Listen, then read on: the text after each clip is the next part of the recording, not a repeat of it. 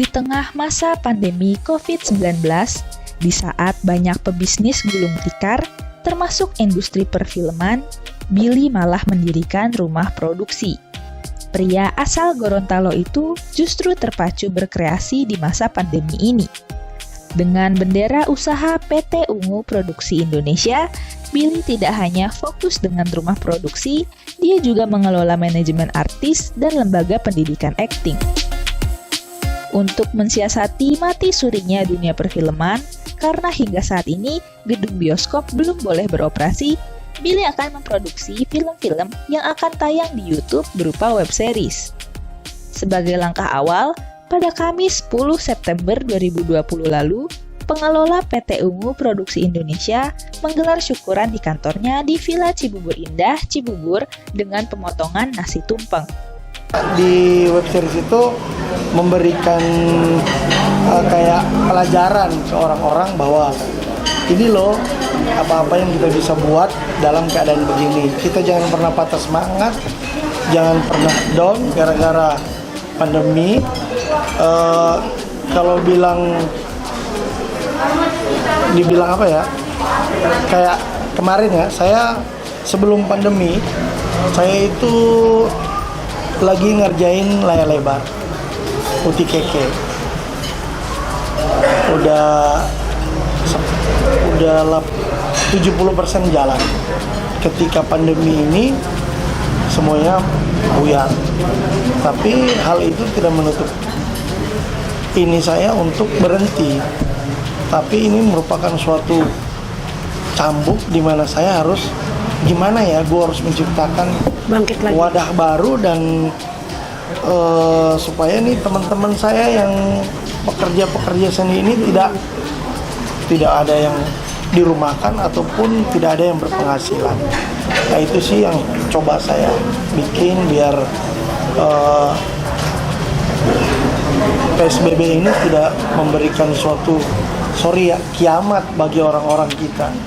Kayak misalnya contohnya kayak PU, dia cuma pembantu umum. Kalau nggak ada film, nggak ada sinetron, nggak ada FTV kan nggak bisa apa-apa. Tidak ada produksi berarti dia tidak ada penghasilan. Makanya saya coba meng-hire mereka, ayolah di sini kita coba kembangkan beberapa web series yang dimana bisa memberikan juga motivasi ke orang-orang bahwa oh iya ya kita bisa begini, jangan cuman karena ditahan di rumah jadi kita juga nggak bergerak pemikiran. Kayak gitu sih. Seperti tadi yang saya ungkapin, kita di sini melahirkan sesuatu yang baru. Jadi kita bikin YouTube yang membuat orang tuh ada manfaat yang bisa diambil dari apa yang kita tayangkan. Seperti ya pandemi ini, mereka mati langkah di rumah, tapi dengan apa yang kami buat, mereka bisa melahirkan suatu pemikiran yang ini bisa kita bikin juga seperti apa yang kita tayangi. Kita memberikan sesuatu yang bermanfaat. Semacam pandemi itu kita nggak bisa tinggal diam, ada kegiatan positif yang bisa melahirkan pundi-pundi uang. Nah, satu contohnya itu, tapi kita akan rangkai dalam bentuk benar-benar itu film, menyajikannya sebagai film, sebagai tontonan yang menarik, yang membuat orang juga merasa wah ini enak dilihat. Kemarin kan aku buka kelas acting tuh seperti manajemen yang lain, tapi hari ini saya lebih mengarah ke lembaga kursus. Jadi kita ada yayasannya, yayasan itu yang akan mengcover untuk pendidikannya. Kemungkinan kita pakai untuk teori ininya dari dosen IKJ, dan untuk prakteknya saya mengundang artis-artis senior untuk sebagai pengajar nanti. Iya, karena di acting itu kan bukan hanya teori tapi prakteknya yang penting. Karena begini, kita tuh Indonesia ini kan luas, ada 33 provinsi.